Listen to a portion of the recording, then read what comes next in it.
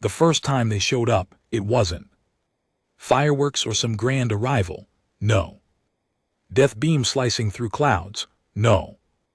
Mothership hovering over the Statue of Liberty like in those old movies. Nah, they just appeared, quiet. Polished clean suits, thin smiles, and a message. We come in peace, we offer protection. I remember watching it all unfold on a cracked TV at Murphy's Bar. Sound was low, but the subtitles were enough. Alien's face looked vaguely human, eyes a little too large, skin like faded marble. His voice was smooth, like a politician who'd practiced in front of a mirror too long. They called themselves the Verlians. Said they'd been watching Earth for centuries, studying us, learning, claiming they wanted to help. Now because we were entering a critical phase of self-destruction. Nukes, pollution, wars, greed, all the usual sins they like to toss in our face like we didn't already know. I remember how everyone around me looked. Hopeful, dumbruck, maybe a little relieved, like a beaten dog finally seeing a hand that didn't hold a stick. But not me. I just sipped my warm beer and laughed. Really? I muttered loud enough for old Danny to hear. He glanced at me, wiping a glass, eyebrows raised. Come again. These bastards, I said, nodding at the screen, think we need protecting. Danny squinted at the screen like he was trying to understand it all. Well, maybe we do. From what? I snapped. Ourselves. He didn't answer, just went back to wiping the same damn glass he'd probably wiped for 20 years. I guess that's the thing. Most people don't realize how much strength they got until someone steps in and tries to take the wheel. That's what the Velians were doing. Smiling while cutting your food for you. Like you're some invalid. The UN jumped at it, signed some unified peace accord. Faster than a dog chasing scraps. Governments bent the knee, smiling. Through gritted teeth, media blasted it. 24/7, a new era, they called it peace. Guaranteed.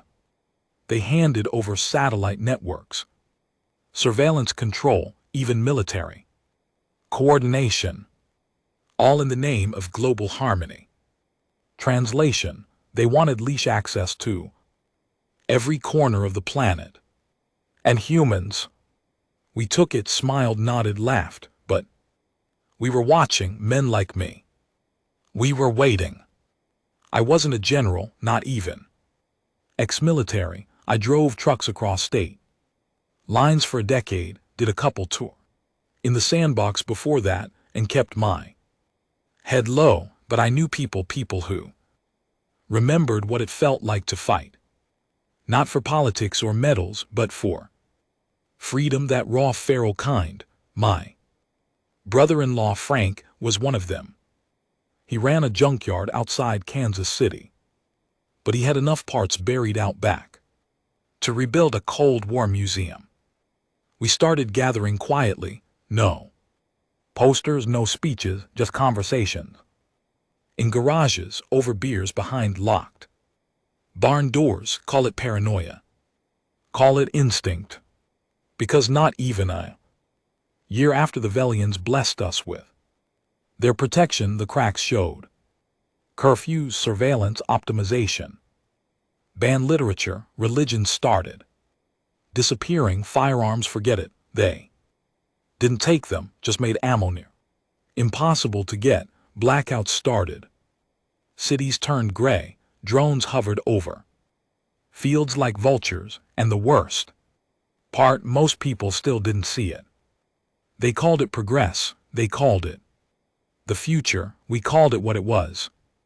Occupation without bullets. The Velians didn't need to invade with force. They gave us a leash and watched us clip it around our own necks. But see, they underestimated one thing. Humans aren't fragile because we bleed. We're Dangerous because we do. That's why when Frank called me one night, voice low, saying it's time, I didn't ask questions, I just grabbed my boots, dusted off the old chest under my floorboards and drove west. I hit the highway around midnight, the sky above empty except for the soft glow of orbiting Verlian patrol lights. They looked like stars at first, still blinking slow, but if you watched long enough you'd see the difference. Stars don't move in patterns, stars don't track you. I drove with the lights off most of the way, half out of habit, half out of paranoia. My truck still had an old diesel block and a scrambled tag that read like a dead registration. No GPS, no satellite ping, just me, the wheel, and an old hunting rifle wrapped in tarp in the back seat. Frank's place sat past a stretch of broken farmland, just where the city lights started dying out. It used to be surrounded by corn fields, but most of that had gone to seed. These days it looked more like a scrapyard married a graveyard and had ugly kids. Rusted metal bones stuck out of the earth like it had been bombed, stripped clean and forgotten. He met me at the edge of the property. Flashlight blinked twice. No tails, he asked. Not unless they're cloaked, I said, shutting the door quiet. Frank nodded. His beard was longer now, and he'd gotten thinner. He looked like he'd aged 10 years into life under Velian rule. Did that. It drained the color out of everything. He motioned toward the old barn. They're all here. About 20. I raised an eyebrow. That's it. He didn't smile. It's not about numbers anymore. It's about who's ready to bleed. We walked inside, the smell of oil and dust thick in the air. The walls were lined with shelves stacked with scavenged tech, circuit boards, radio parts, welding tools, and scrap metal piled like they meant something, and they did.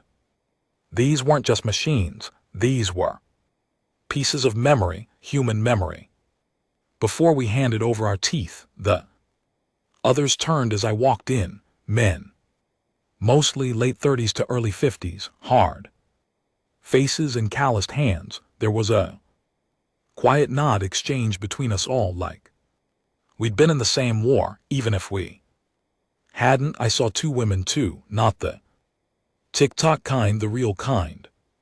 Sharp-eyed. No, they didn't flinch when someone cocked a homemade shotgun behind them. Frank cleared his throat. This is Connor. He fought in Fallujah. Drove rigs during the collapse. He's seen what's coming. I didn't correct him, didn't need to. Frank continued, pulling a tarp off a crate in the center of the room. Inside sat what looked like a portable reactor. Except it wasn't just a battery, it was something else, something alien. This was pulled from one of their drone cores, he said. Bastard dropped out of the sky last month near Denver. We picked the wreck clean before the retrieval team showed up. A younger guy in the back whistled low. Ain't that a death sentence? Frank grunted. Only if you get caught. He passed me the data slate. I scrolled through the readings. Verlian tech, compact power cell with layered encryption, could run a city block or cook a small town if ruptured. Planning to blow it? I asked. No plans. Bigger. Frank took me around the corner to what looked like a war room. Maps tacked to plywood, digital overlays projected from a modded Verlian lens hacked into some old Dell hardware. We were looking at Earth, but not the Earth you see on a postcard. This one was color-coded and gridded. Red zones, gray zones, dead zones. They're soft controlling us, he said. Not with Bullets with dependency, food shipments, are routed through orbital silos, powers, controlled by Sky Grid, every hospital runs on alien diagnostics. Now you take away their tech and half the world's on life support. I stared at the map. So what's the move? He pointed to a location marked in bold yellow. Grid. Nexus 7, Southeast Wyoming. Not a city. Not even a base, but every drone, satellite and digital lock reports. Through there we bring it down. They lose sight. I laughed, not because it was funny, because it was suicidal. You're talking about blinding a species that can wipe continents clean. Frank didn't blink. They won't kill the herd, not yet. They still think they can manage us, and if they're wrong, he finally smiled. Then let's give them a reason to be. We spent the next 2 weeks prepping in silence. Daytime was for blending in, working odd jobs, staying off public radar, using burner IDs. At night we trained, not military drills. That was the past. This was civil resistance.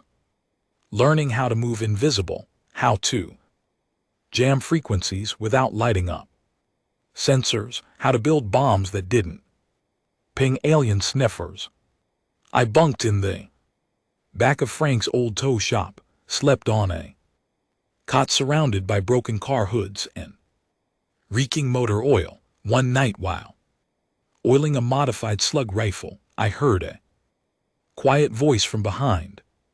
You really think we can win? I turned to see one of the women, maybe late 30s, tough jaw, burn scar across her cheek. Her name was Nadia. Traffic control before the aliens shut that down and replaced it with orbital AIS. Not about winning, I said. It's about reminding them they picked the wrong species.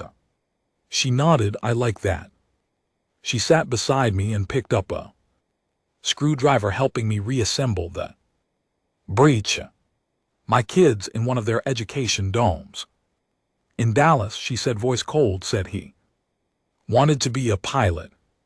They told him piloting was inefficient, that humans should stick to emotional labor. My hands froze. Emotional labor, that's what we'd been reduced to. Caretakers, entertainers, dependents, everything except free men. They're training our kids to be pets. She said quietly. I didn't say anything. Didn't need to. 3 nights before the operation, one of ours didn't show up. Marcus, former EMT, smart, fast, loyal, gone. We found his van 2 miles out, door wide open, no blood, just empty. Frank stared at it like a grave. They're watching closer now. They already know, I said. They're just waiting for us to make the first mistake. He didn't answer. We both knew what had to happen. We couldn't delay. Next night we mobilized 6 trucks, 2 bikes, 4 crates of smuggled gear, and a plan held together by duct tape and desperation. Grid Nexus 07 wasn't a fortress. That was the brilliance of it. It didn't need walls because it didn't expect war. It was a massive relay station masked as a communications observatory, a hub of black glass towers and humming antenna arrays surrounded by forest and fences no taller than a farmer's field. We moved in at 3:14 a.m. No spotlights, no guards, just drones. We'd planned for those. Nadia launched a scrambler device from a hollowed-out laptop casing. It burst midair, spewing electromagnetic noise tuned to Verlian neural frequencies. The drones jittered, hovered, then dropped like flies. We breached the outer wall in under a minute. No alarms. Not the kind we'd hear anyway. I led the charge through the northern gate, rifle ready, eyes peeled. Inside, The air felt wrong, too sterile, like we were inside the lungs of something artificial. The main tower loomed above us, humming like it was alive. We reached the core room just before 3:42. The power cell Frank had scavenged was already wired into a disruptor rig, a slow burn overload that would fry everything in a 10 mi radius without a fireworks show. We locked it in place, set the timer 5 minutes.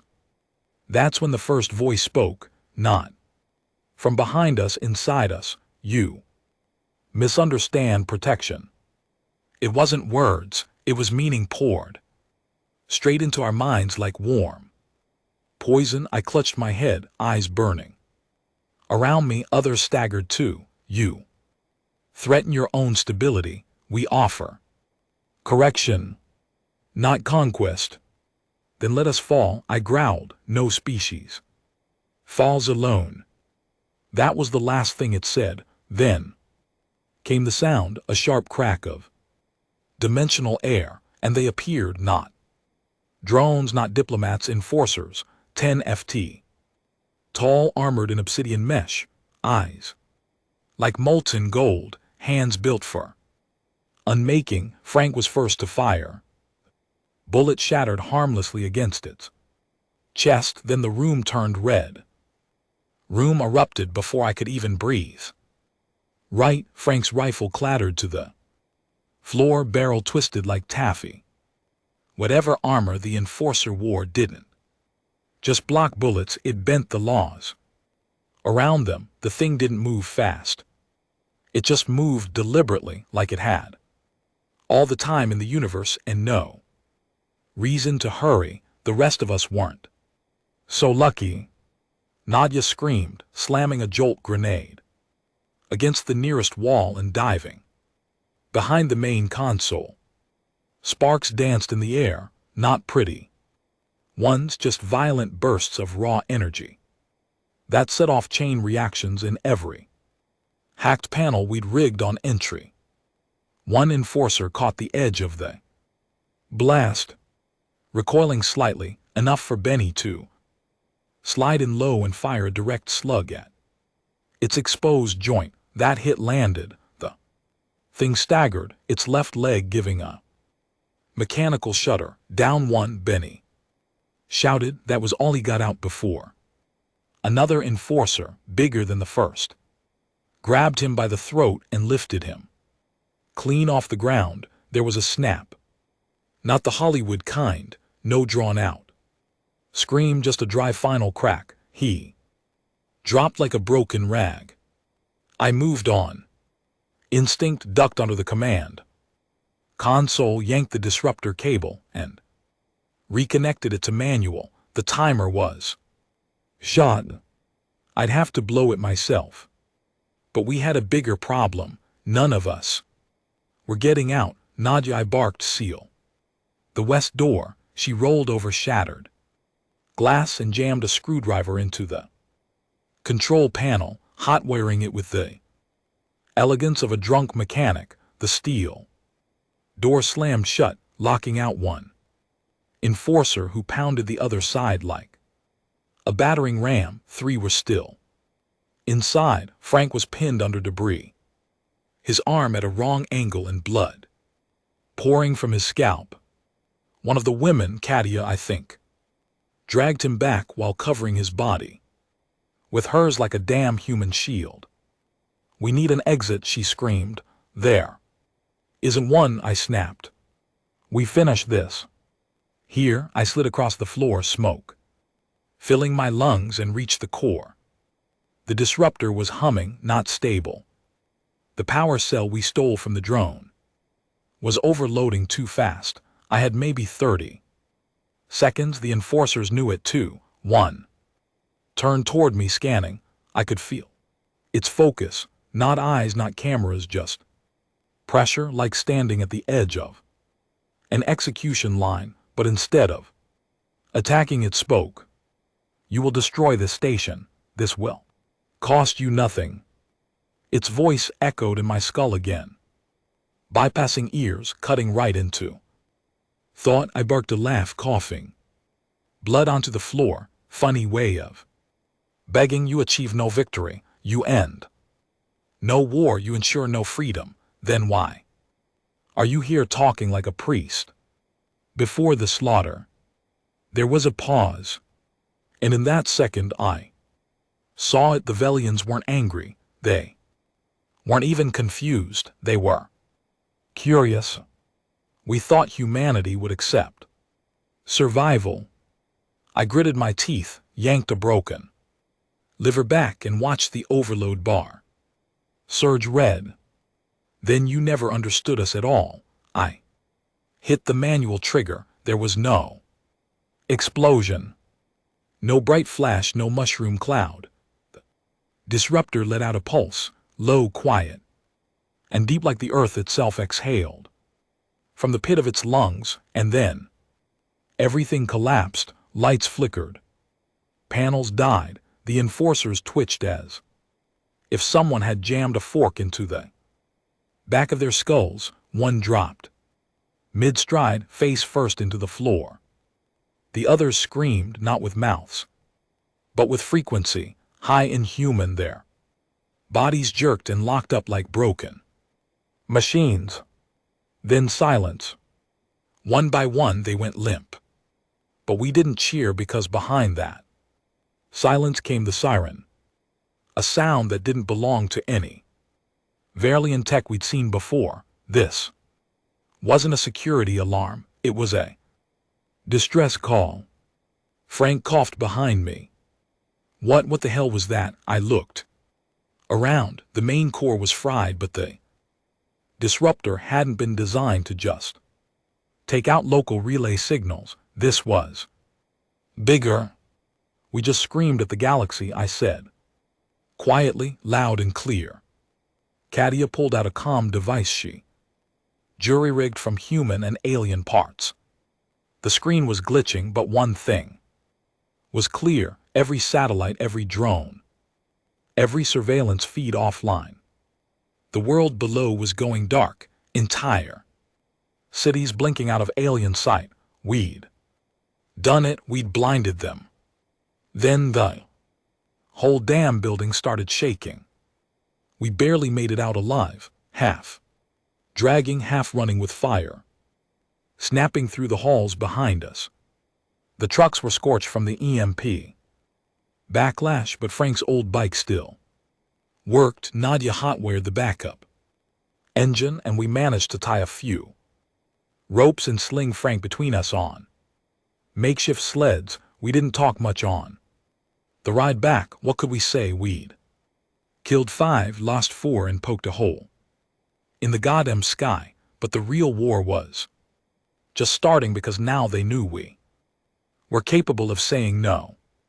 The days that followed were a blur of chaos. Cities went black. No drones, no updates, no orbital trade deliveries. Hospitals lost alien diagnostic feeds. Governments panicked. People woke up. Some screamed about terrorism. Some cheered for liberation. Most didn't know what to do, and the Velians, they didn't retaliate immediately. No bombs, no speeches, just absence, like they were watching, thinking, the quiet before something worse. Nadia and I held down a temporary shelter near Lakewood, inside a gutted museum that used to hold Civil War relics. Fitting. Frank was still unconscious, his body holding on by a thread. Katia ran comms from the basement, bouncing messages to resistance cells that were starting to form, not because of us, but because the silence had finally shaken people out of their fog. The leash was gone, and now Earth was looking around like a pit bull off the chain. But there was fear too, because nobody knew what would come next. Then 7 days after Grid Nexus fell, they came back. Not Velians, humans from orbit, an entire shuttle. Old Earth tech, long abandoned, barely legal under the new peace accords, landed in the Nevada wastes. They weren't civilians, they weren't diplomats, they were men and women who'd left Earth years ago during the first wave of Verlian integration. Scientists, engineers, soldiers, ones who refused the deal and vanished into the stars off-grid. They called themselves the Earthborn. Their leader was an old war hound named Griggs, long white beard, cybernetic left arm, and the kind of eyes that made kids shut up without being told. "You dumb bastards," he said when he first saw me. I looked him in the eye. We woke them up. He smiled, but it wasn't joy. It was respect. "No, son, you reminded them what humans really are." He brought news. Bad news. The Verilians hadn't just come to Earth. They'd done this before. 10 other species, 10 other planets, same method. Peace, protection, slow pacification, strip identity, kill resistance with comfort, turn civilizations into dependent, compliant pets. Earth was the first to snap the leash. That disruptor blast hadn't just blinded the local grid, it had sent a ripple, a challenge, and now the real Verlians were coming, not diplomats, not enforcers, the ones who handled extinction. "They're sending judgment-class ships," Griggs said, "not to negotiate, to erase." I clenched my fists. "So what do we do?" Griggs looked out at the dark horizon. The glow of distant cities slowly lighting back up without alien control. "We remind them again," he said, "that Earth doesn't go quietly." We didn't sleep much. After Griggs landed, he brought tech we'd only dreamed about, cold-forged weapons fused from deep orbit scrap, soundless engines, field scramblers that could hide a bunker beneath a farm.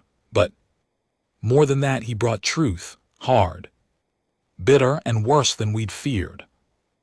Velians weren't just a species, they were a process, a system wrapped in flesh and metal, designed to make civilizations vanish quietly, not with fire, with shame, with obedience, with empty comfort that rotted the spine.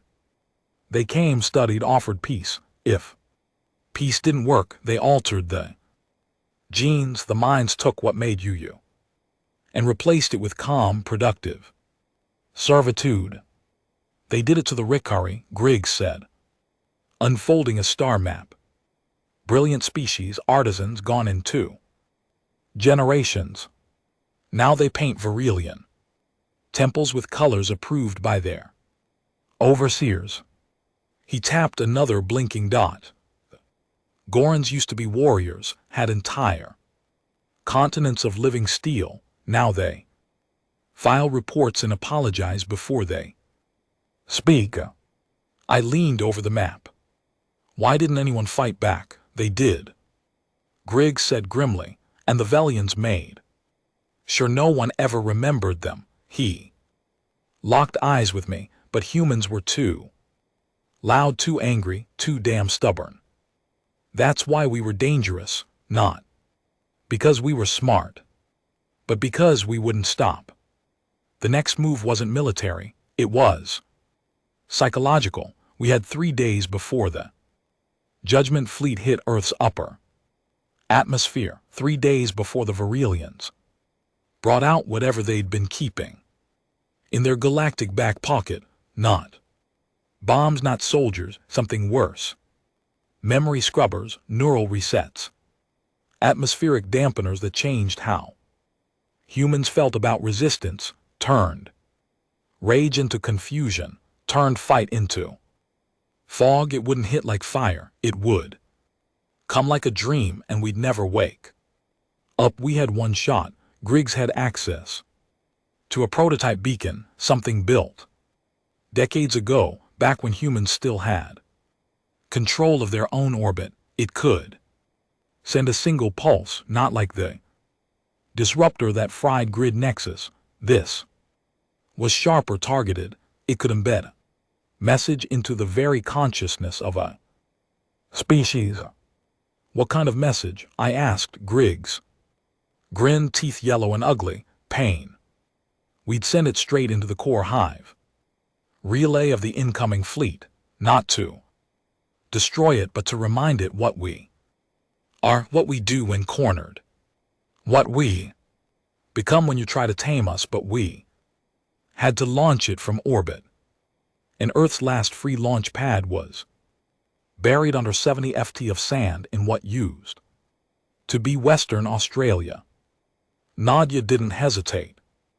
I'll fly it, she didn't ask, didn't blink, she just decided. She wasn't military, she wasn't trained, she was human, that was enough. The desert was a wind howled like something wounded, and the sand burned. Even at night, we traveled in an old crawler Varelian chassis with human guts inside. Half the time the auto-ev fought us, trying to steer us back to safe zones. I ended up ripping it out and driving by dead sun compasses and cracked maps. Nadia rode beside me, quiet, focused. You scared? I asked once halfway through a sandstorm. No, she said, watching the dust spiral like a tornado outside the window. Liar, she finally looked at me. I'm terrified, that's why I'm going. The launch pad was buried, but Griggs had coordinates. Took us 5 hours of digging.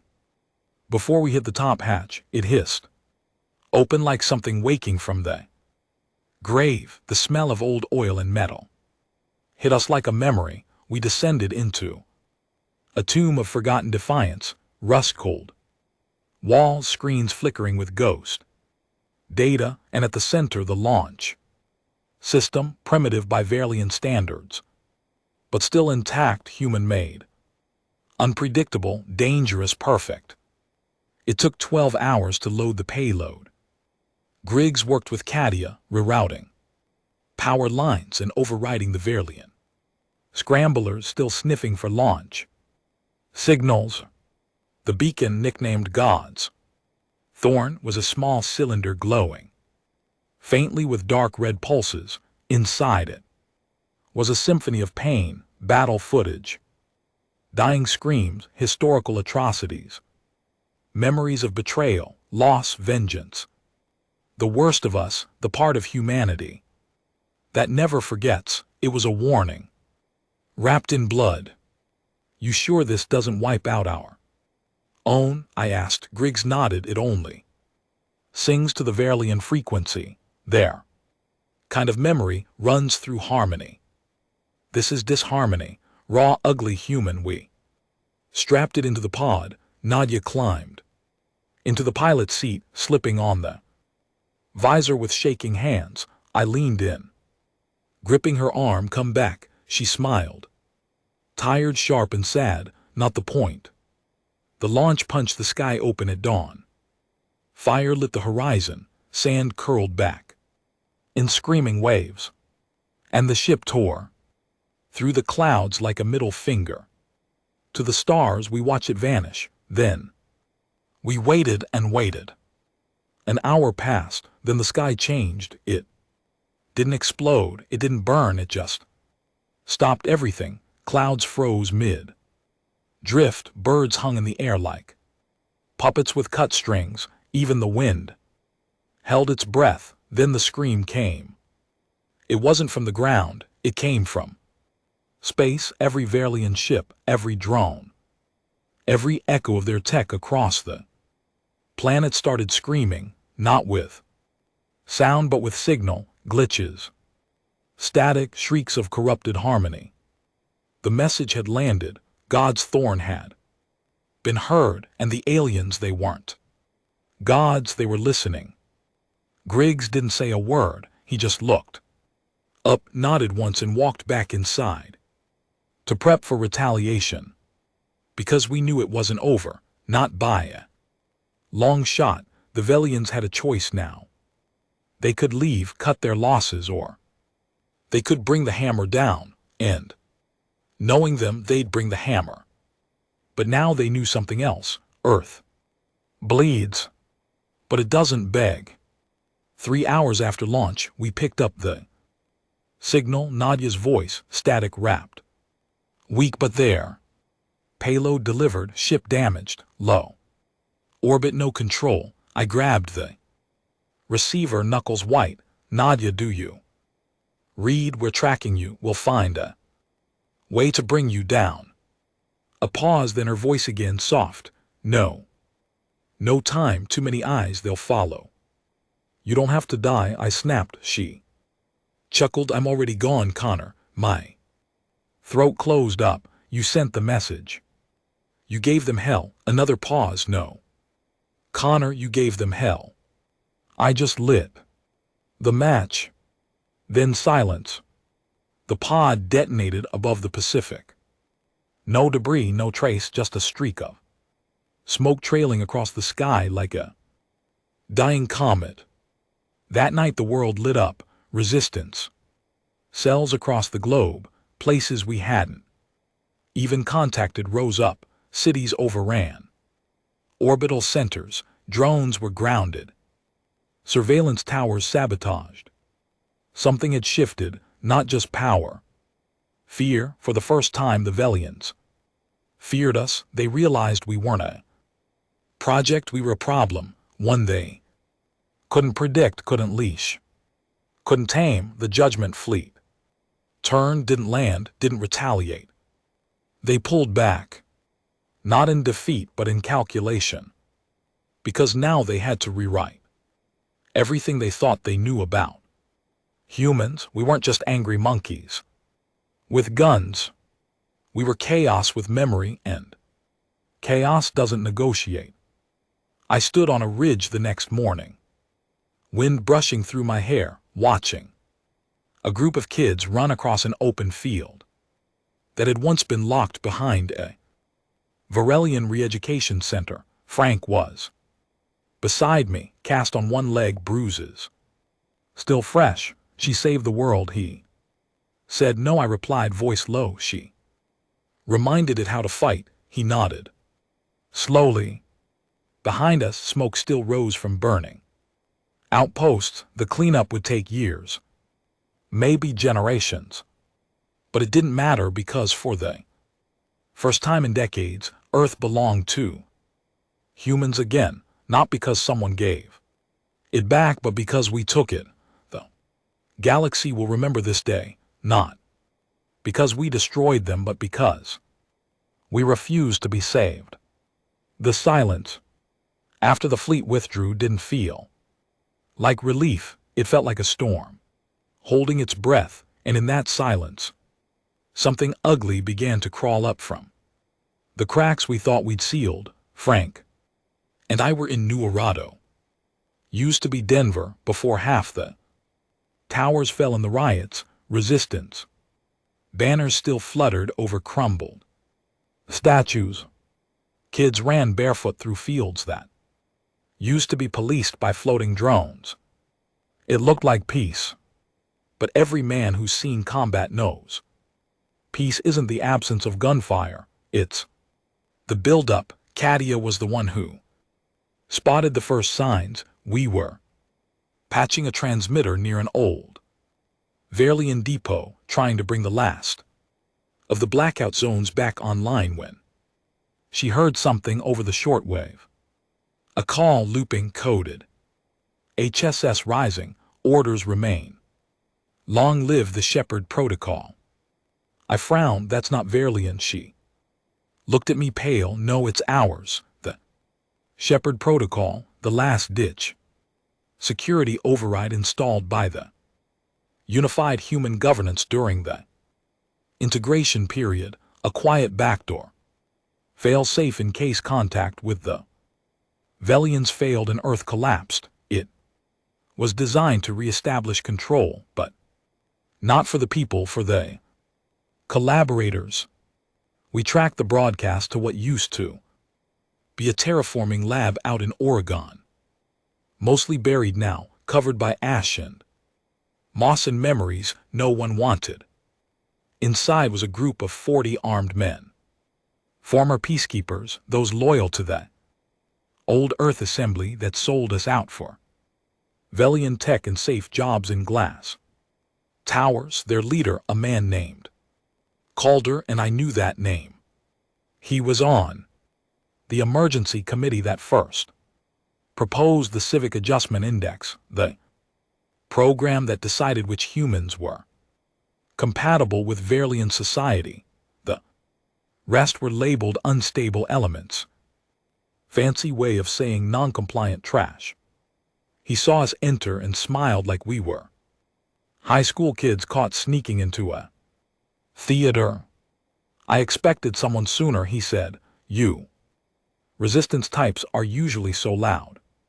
Frank stepped forward, limping on his bad leg. You're 2 weeks late to the surrender party. Calder didn't even flinch. Oh, we didn't surrender, we adapted. He motioned to the wall behind him. Huge screens flickered to life. Velian data streams half-decoded, hijacked. They'd taken the alien framework and grafted it into human systems. You're trying to rebuild it, I said slowly. The whole leash, the whole damn cage. No, Calder said, we're improving it. Without them, Earth will collapse. You've seen the food riots, the medical shortages, power grids are failing, but we can fix it. Not as slaves, as rulers. That was the moment I knew this war wasn't over, it had just changed. Uniforms.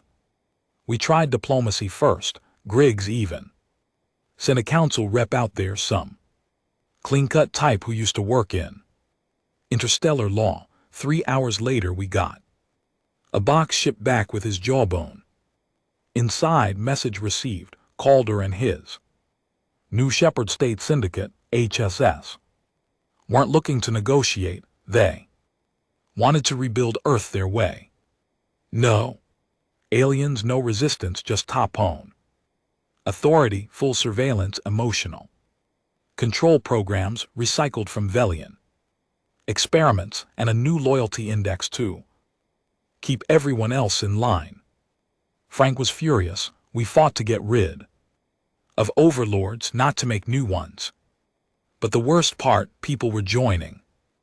Not everyone wanted to think for themselves. Freedom is heavy. It's easier to follow rules than to make hard choices.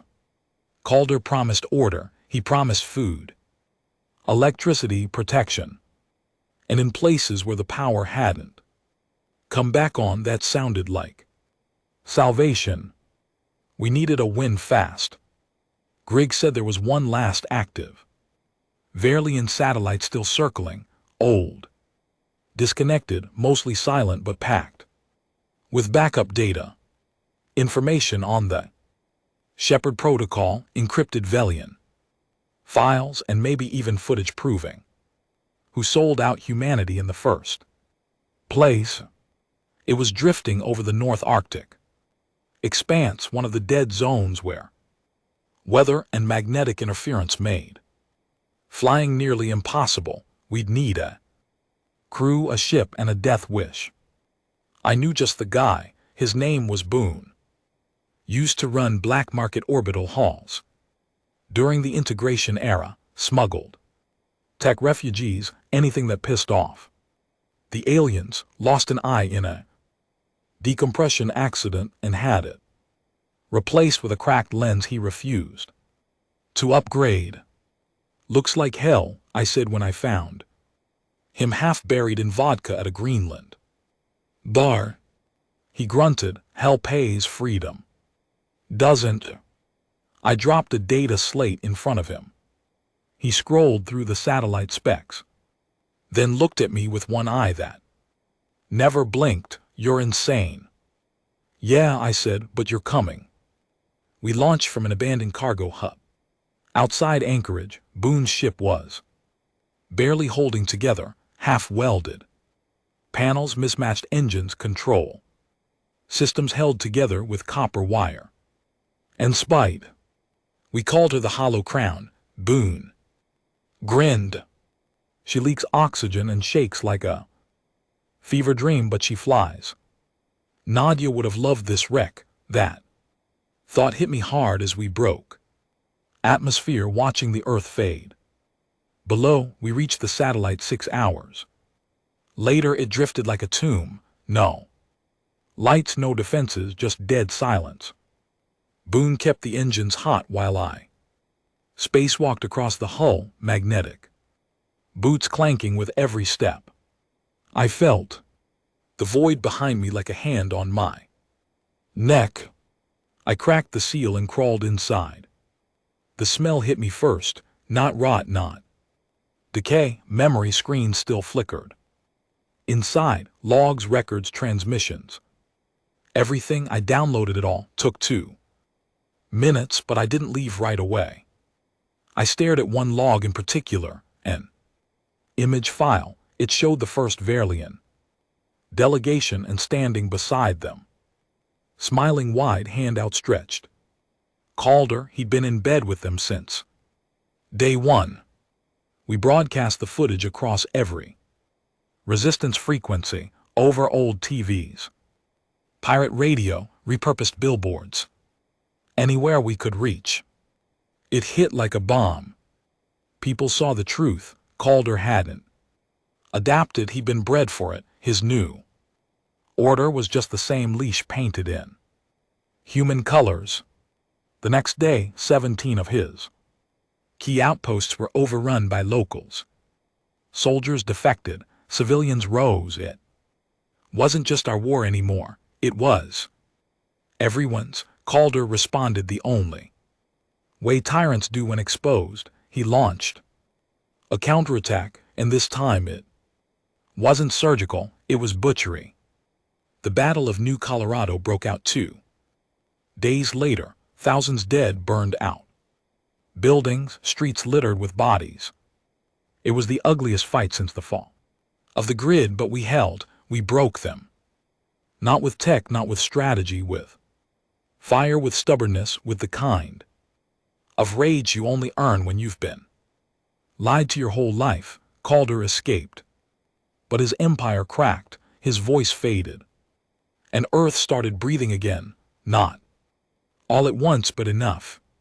We burned his banners, tore down his signal towers, and then we waited for the next threat, because it's never over. The aliens may come back, another tyrant may rise, but this time Earth's awake. This time we're not waiting to be saved, we're not hoping for peace. We're preparing for war, the kind that doesn't end in surrender, the kind that ends with no leash left to clip. 3 weeks after the Battle of New Colorado, the air still smelled like scorched metal and guilt. We buried the bodies behind a shattered church that used to be a peace center during the integration era. The irony didn't help. Frank stood beside me, limping worse than usual, one arm still in a sling. He didn't say much. None of us did. What do you say when victory cost you everything except your soul? Griggs held a makeshift meeting 2 nights later in the wreckage of the old Denver Municipal Building, just a table, some folding chairs, and too many eyes that had seen too much. No uniforms, no flags, just survivors. There were voices from every major resistance cell, South African rebels, Siberian rogue squads, urban scavengers. From Tokyo, farmers from Argentina who'd been building their own militia out of tractor engines and homemade weapons. It wasn't global leadership, it was the only thing left. I didn't want to be there, but Frank told me something I couldn't ignore. People don't just need to fight, they need something to fight for. And somehow that meant me. Griggs started off simple. The wars changed, the Velians haven't hit back yet, but that doesn't mean they're gone. We've burned the leash, sure, but what comes next? If we don't organize now, someone else will, and it won't be People like us. He looked around the table, eyes sharp. We can't afford another Calder. A few grunted in agreement. One guy, big balding ex-con from what used to be Louisiana, leaned forward. You want a new government? No, I cut in, surprising myself. I looked around the room. We don't need rulers, we need defenders. Earth isn't ready for politics, it's still bleeding, but what we can do is build something that protects what's left, a line in the sand, not control. Accountability. A woman from what used to be Egypt. Tough voice, deep scars on her hands. Nodded slowly. You want a shield, not a crown. Exactly, I said. A shield that answers to the people. Decentralized, hard to infiltrate, built from dirt and blood. Not handshakes and PR. We all knew what I was really talking about. The Sentinel network. It started as a whisper back when the first cities fell, an idea more than a plan. Keep your zone clean, watch the sky, protect your own. But now it had to be real. We set up HQ in the Black Hills, old territory, deep cave systems, low satellite exposure, the kind of place no one looked anymore. We ran everything by hand, shortwave comms, human couriers. Encryption done on paper. Trust wasn't digital now, it was face-to-face and earned through scars. Our first mission wasn't about fighting, it was about clearing the rot. You see, Calder's HSS might have fallen, but the infection he left behind didn't die easy. All over the world, splinter cells popped up. Tiny cults of order, worshippers of structure. Some wore masks, some quoted alien doctrine with human tweaks, some claimed Calder would return like a messiah. It was pathetic and dangerous. The first nest we found was in the ruins of Prague, called themselves the Pure Cycle. Said the Velians had been misunderstood, that piece through control wasn't slavery, it was evolution. They were kidnapping orphans, hooking them into makeshift neural interfaces built from broken alien tech, trying to harmonize them into better humans. The kids didn't scream anymore. That was worse than screaming. We stormed the place with 8 sentinels. Breach charges, no speeches, no warnings. We burned it to ash. One of the kids, a girl named Lamb, maybe 12, didn't speak for the first 5 days after we pulled her out. When she did, all she said was, they wanted us to forget who we were. We didn't let her. Meanwhile, the Verlians still loomed. Not physically, they weren't dropping bombs, but they were watching, always watching. Griggs said the withdrawal wasn't fear, it was recalibration. They've never seen a species like us, he explained. We're inconsistent, disorganized, but we don't collapse. They're trying to figure out the math on how to beat something that doesn't add up. We'd intercepted a few stray alien transmissions by then, cracked enough Verlian code to understand one chilling phrase that kept repeating: conscious anomaly persists. They were talking about Earth, about us, about what happens when a planet refuses harmony. And then came the bombshell. Transmission out of what used to be Nevada, encrypted human code buried beneath static. It took us 3 days to decode. When we did, we stared at the screen for 10 minutes straight. It was Nadia's voice, fragmented, barely intact, but her, not dead, orbiting. Drift pod intercepted, humans modified. Others survived. Earth must know they're coming, but not Verlians. Worse. File ended in corrupted data. Boone punched the wall hard enough to bloody his knuckles. Hell, he muttered, she's alive. Griggs nodded. And she just warned us. Here's the thing no one wanted to admit. The Velians weren't the top of the food chain. They were middle managers, enforcers of a bigger empire, and whatever they answered to, whatever Nadia saw out there was still on its way. We didn't even know what it was. We just knew one thing. It wasn't coming to protect Earth. It was coming to finish the job. That night I stood out under the stars. Frank joined me, sipping bad whiskey from a dented canteen. You ever think about walking away? He asked every damn day. Why don't you? I looked up at the sky. Not with fear, not even with anger, with defiance. Because no one else is going to stand between what's up there and what's left down here.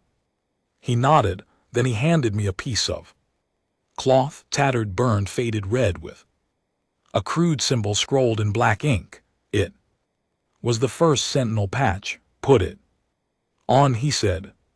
You're not a survivor anymore, you're a protector now. It started with a signal, not Verlian. This time worse. A deep band pulse we intercepted from high orbit debris, a data fragment laced with compression algorithms beyond anything the Verlians ever used. It wasn't in a language, not even binary. It was a pattern, one meant to bypass translation and crawl into the nervous system. We called it the howl. First guy who tried decoding it started bleeding from the nose in under 2 minutes. Second guy passed out cold. Third had seizures before we even knew he was hearing it. It wasn't communication, it was conditioning, designed to prep a species for acceptance. Griggs was the one who said it out loud. This is the curtain raiser. What's coming next won't ask, it'll reformat. Nadia's last message had given us coordinates, starfield alignment, likely the last position of her damaged pod before it dropped out of Verlian tracking range, somewhere near the edge of the Kuiper belt. Boone, still furious, still bleeding into his gloves every time he punched something, was the first to volunteer. We're going out there, he said. If she's alive, we bring her home, and if she's not, Frank asked, then we find what took her. Boone growled, and we kill it. We spent 4 days building the vessel. This wasn't a scout trip, it was war prep, a slow, silent crawl across the void. We modded the hollow crown with scavenged alien stealth tech, compressed human cryopods, and an experimental fusion drive. Griggs's team barely understood. Boone named her the Red Echo. Fitting, because whatever we found out there, it was echoing back to Earth already, and it wasn't whispering, it was screaming.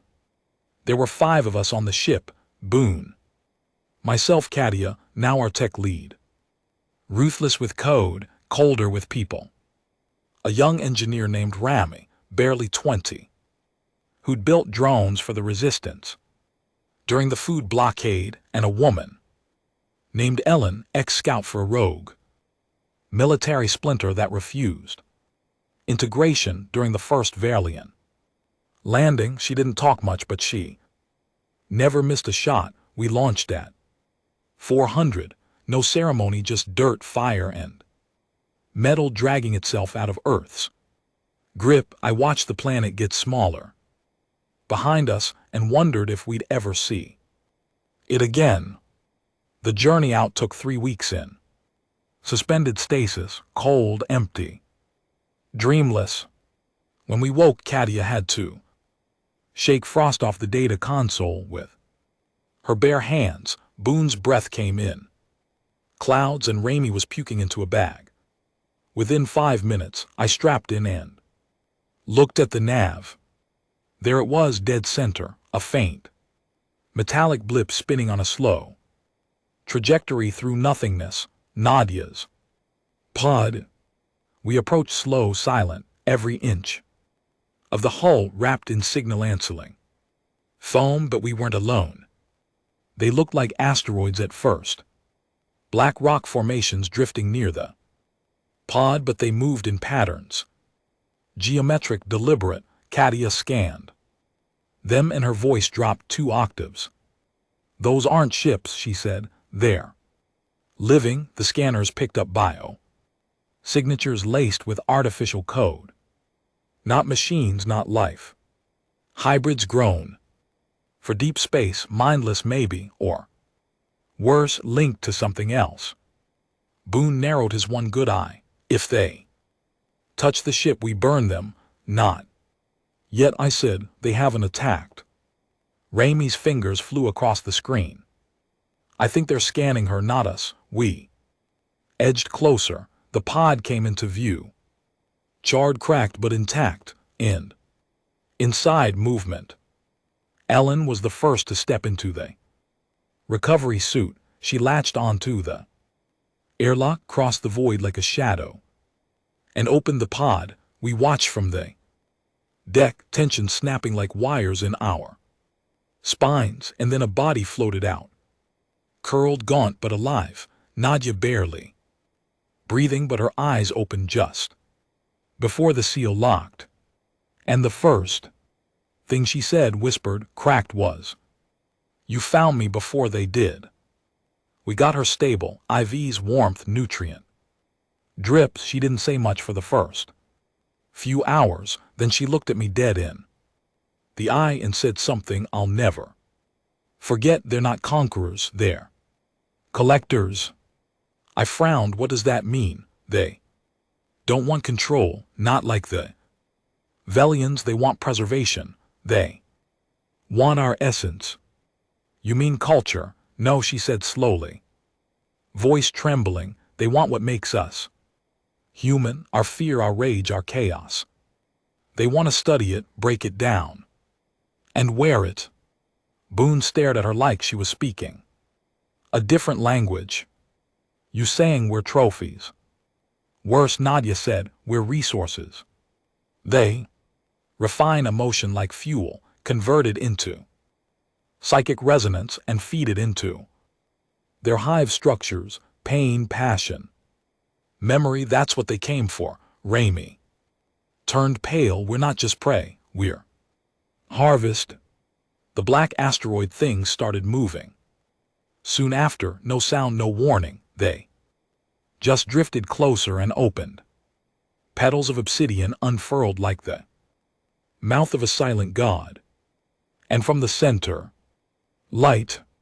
But it wasn't warm. It was the color of forgetting.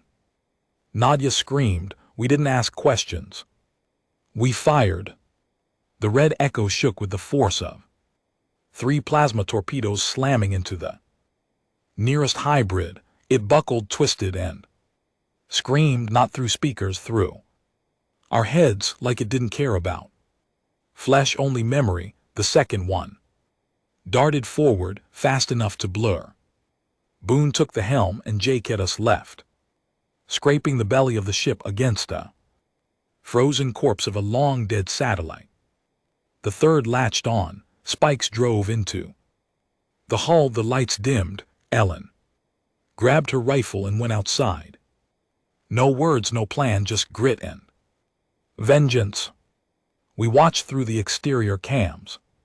She floated up to the creature's surface, aimed and fired 3 concentrated antimatter rounds directly into its core. It collapsed inward, hissing like a dying animal, then exploded outward in a burst of stardust and black oil.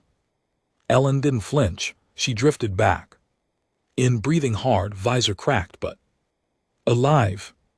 We didn't wait around. We downloaded every last byte from Nadia's pod. Navigation data, scans, logs, everything pointed to one thing. There was a structure at the edge of the system, invisible to standard scans. Nest, maybe a gate, or worse, a harvesting point. Katja ran the trajectory through 4 different models. It's not stationary, she said. It's moving toward Earth, I asked. She nodded once, yes. Nadia looked at us, tired, pale, but eyes burning. We have to go back to them, warned the Sentinels. The Virelians weren't the worst. She paused. They were just the first ones that smiled. We turned the red Echo toward Earth, burned every fuel line we had, rerouted every cooling system to buy more speed. Boone slammed his fist on the dashboard. We brought her back, he said, voice hollow, but we also brought a storm. The red Echo slammed back through Earth's upper atmosphere like a burning sword. Boone nearly tore the console apart. Keeping it steady, we came down over the Atlantic stealth field, glitching, engines sparking. Didn't matter, we had what we came for. Nadia was strapped down, weak but conscious, whispering the same word over and over. Breacher, that was their name. The things past the Velians, the ones who consumed species from the inside, broke their identities apart like puzzle pieces and sold them as blueprints to the hive. Cultures, feelings, instincts, all reduced to echo. Data. We hit ocean hard, then blacked out. I woke up 2 days later in a triage tent in what's left of Montana. Sentinel Command had relocated there. Deep forests, difficult terrain, and too remote for Virelian influence. I could barely see through one swollen eye. Boone was wrapped in 3 layers of bandages. Helen's arm was gone from the elbow down, cauterized clean. Kadia, she didn't make it. She stayed behind when the power core started melting down. Mid-entry, rerouted the signal so we wouldn't lose the data we stole. One last middle finger to the void. Her name went up on the wall of fire the next day. That's what we called it, a steel wall welded from alien scrap, etched with the names of every human who gave everything after the leash snapped. Wall for the ones who bled after the world was supposedly saved. That wall was getting too full. Nadia's intel made everything terrifyingly clear. The breacher structure, not a ship but something more like a wound in space, was drawing closer, hidden behind blind zones created by Virelian tech. And it wasn't alone. Dozens of these things moved through systems like viruses, jumping between stars, feeding on conscious life forms that showed emotional density. We weren't just on their list, we were now their primary source. Why? Because we had something most species lose after integration: defiance. We didn't break, and that made our signal pure, raw, and dangerously potent. To them, that made us valuable. To us, that made them a target. Griggs, older than ever but still holding steady, gathered what was left of global leadership in the Black Hills. This wasn't politics anymore. This was species survival. We're not going to sit and pray, he said. We're not going to bury cities under another occupation. If they want emotion, if they want fear and rage and fire, he paused, smiling grimly, let's give them everything. The Sentinels called the counterstrike Operation Imburling, a message, a trap. We would broadcast a falsified distress signal, a perfect loop of fear and desperation, mimicking an entire continent in collapse, a beacon for breachers to descend on. And while they swarmed the source, we'd send in the nail, a custom payload containing not nuclear warheads, not imps, but something worse, a raw feed of human violence. All of it, every battle, every atrocity, every rebellion, from the trenches of World War I to the back Alleys of New Colorado, digitized. Amplified, saturated, a scream they couldn't digest. Because if they fed on emotion, we'd feed them the poison we've lived through. Frank stood next to me as we watched the final build of the nail being loaded into a long-range stealth carrier. I don't like it, he said. It's suicidal, I answered. Exactly, he paused. So who's flying it? I turned to him. I am. No one argued. They knew I'd seen it. All fought in the streets, watched friends die for freedom we barely understood. I'd earned the right to be the one who pulled the pin. Boone tried to fight it. You don't owe anyone that, but I did, not because I wanted to die, because I couldn't live knowing someone else had to. The flight out was quiet, no music, no comms, just the stars in my thoughts. The carrier coasted toward the edge of the system, aimed right at the incoming breacher gateway. The false signal had worked. The hive structure was pulsing. Now dozens of black tendrils flickering in and out of dimensions we couldn't even measure. They looked like massive floating spider leaves, each petal a frequency. They weren't creatures, they were concepts, ideas wrapped in physical code, and they were opening. The nail's core was armed, timer set 5 minutes. I recorded one final message. Not for the world, for the stars. You came to harvest us. You thought we were just emotion you could mine, that our fear made us weak, but you didn't understand what fear creates. It creates resolve, fury, brotherhood, defiance. You want to remember us, then remember this. We don't go quietly. We burn. Then I launched it. I ejected into deep vacuum, drifting backward, watching as the carrier screamed into the breachers. Open M, and then the light, not fire, not sound, just pure emotion, digitized, weaponized, unleashed. The breacher screamed. For real this time, not through minds or signals, but with sound that echoed through space itself, and then it folded in on itself like a dying god. The tendrils curled, flailed, then collapsed into a singularity of shattered thought. The rest ran, vanished between stars. Gone.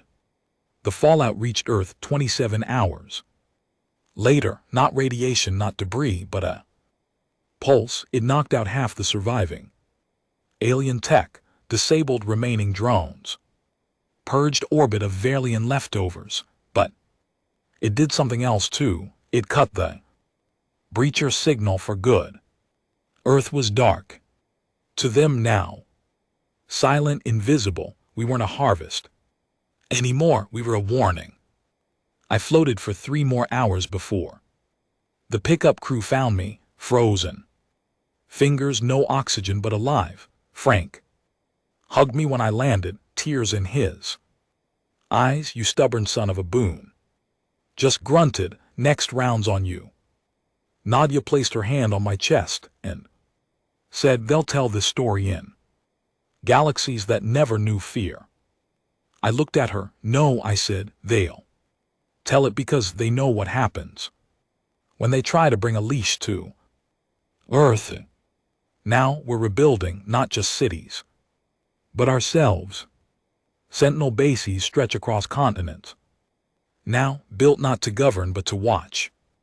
The skies ready, armed, free, and every child born from this point forward learns the same truth. You don't beg to be saved. You stand, you fight, you burn. If you must, because sometimes the only way to protect your world is to make the stars afraid of